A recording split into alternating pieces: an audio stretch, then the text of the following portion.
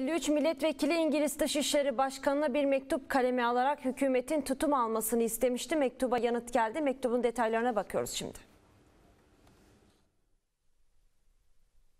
Türkiye'deki insan hakları ihlalleri, gazetecilerin tutuklanması, HDP'ye yönelik saldırılar ve kapatılma davasına ilişkin 53 İngiliz parlamenterin Dışişleri Bakanı Dominic Raab'e gönderdiği mektuba yanıt geldi.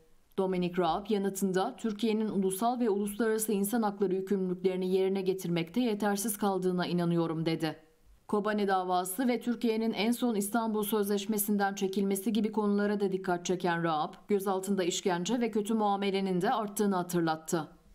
Raab, Halkların Demokratik Partisi HDP'yi kapatma girişimleri ve muhalif politikacıların hapse atılması özellikle kaygı verici ve Türkiye'de demokrasi hakkında olumsuz bir mesaj veriyor değerlendirmesinde bulundu. Mektup Muhafazakar Partili Crispin Blunt ve İşçi Partisi Milletvekili Hilary Benn öncülüğünde hazırlanmıştı.